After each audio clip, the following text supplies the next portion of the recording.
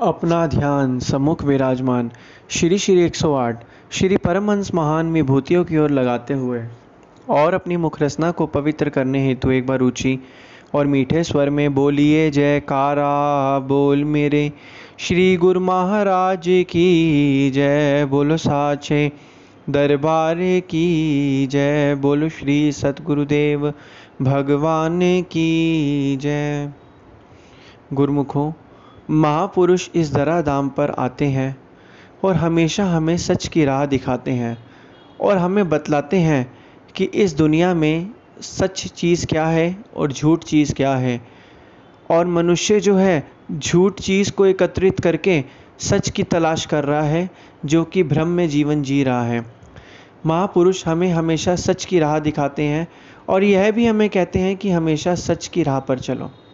इसी प्रकार एक बार की बात है, हमारे हृदय सम्राट, हमारे दिलों के शहंशाह श्री श्री 108 श्री सद्गुरुदेव दाता दयाल जी महाराज जी, श्री पंचम पातशाही महाराज जी एक बार किसी भगत की फैक्ट्री में गए और उस भगत ने श्री चरणों में विनय की थी, प्रभु जी कृपया करके मेरी फैक्ट्री में आप पधारिए।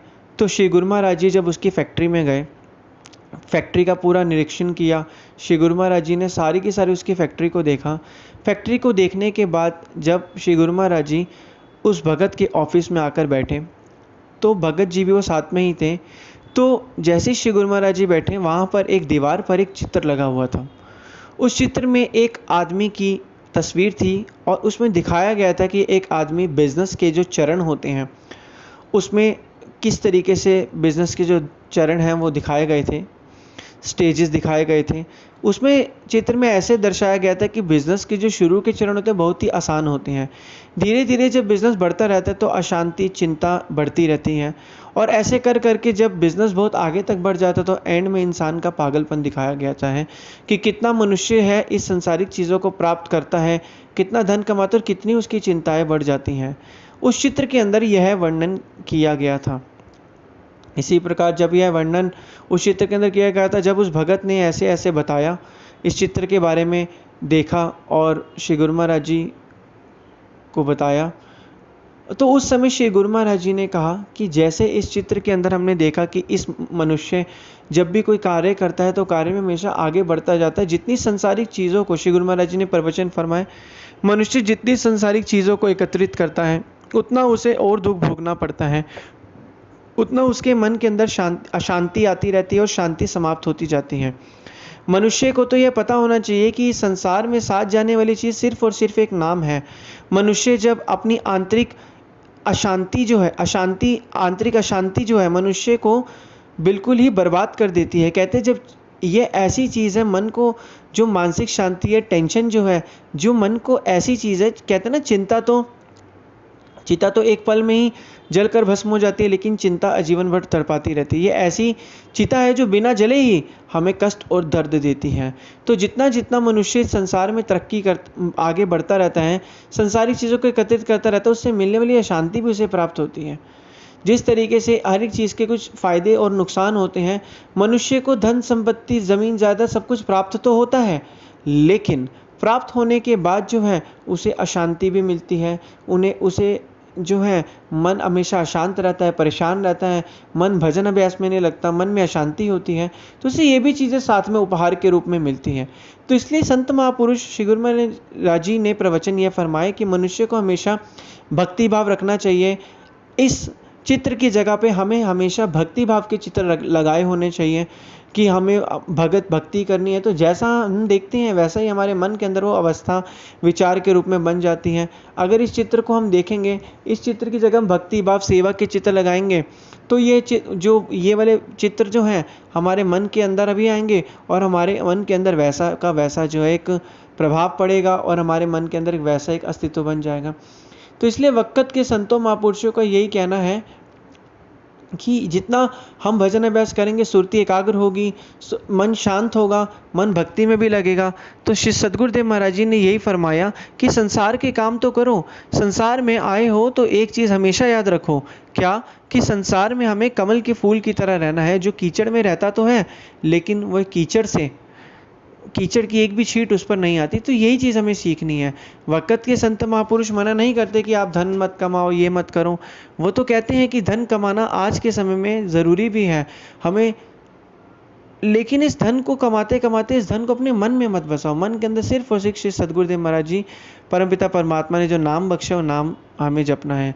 तो यही वचन श्री सद्गुरुदेव महाराज जी ने फरमाया। इसी प्रकार संतों महापुरुषों की यही वचन है कि जितना जितना मन भक्ति में लगेगा उतना उतना जो आंतरिक परेशानी है, टेंशन है, चिंता है, डिप्रेशन है, एंजाइटी है, ये सब कुछ हमारी ख़त्म हो जाती है।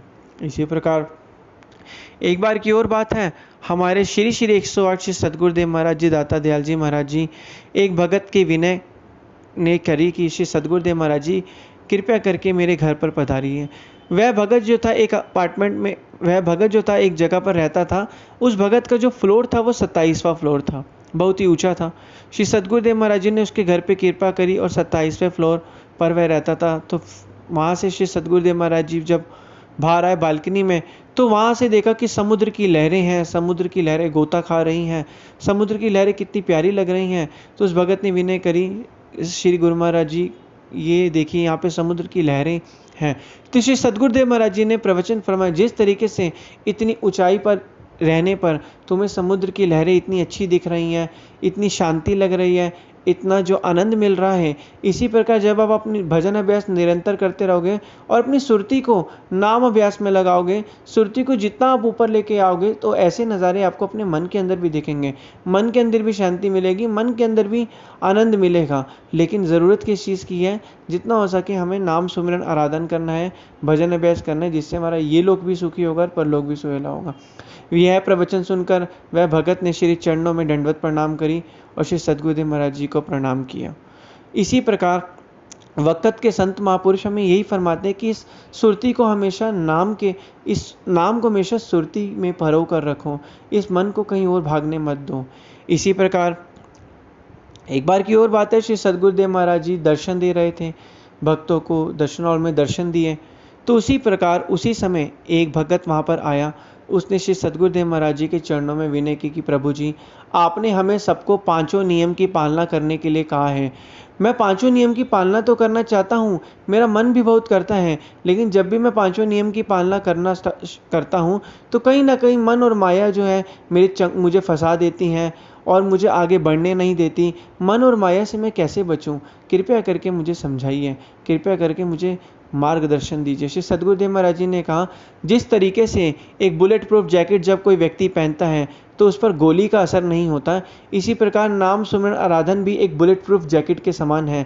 जब आप नाम सुमिरन आराधन करोगे तो काल और माया आपका कुछ भी नहीं बिगाड़ पाएंगे।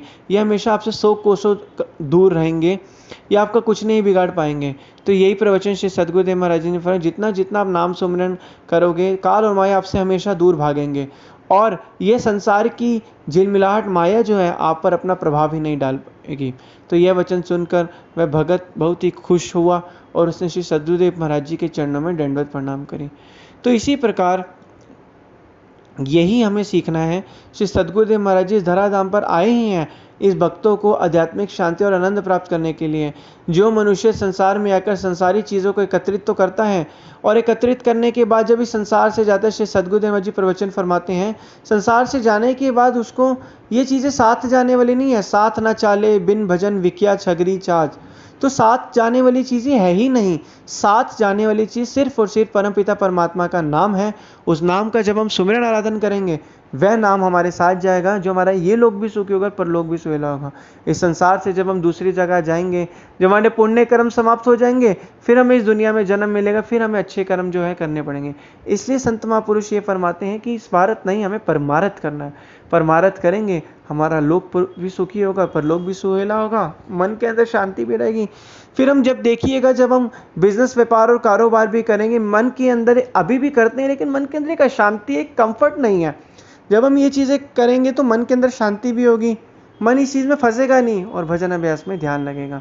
तो ये चीज़ हमें करनी है, जिससे हमारा लोक भी सुखी होगा और परलोक भी सुहेला होगा। एक बार फिर से सभी गुरुमुख जन जी को जय सच्चिदानंद जी। बोलो जयकारा बोल मेरे श्री गुरु महाराज की जय। बोलो साचे दरबार की जय। बोलो श्री सद्गुरुदेव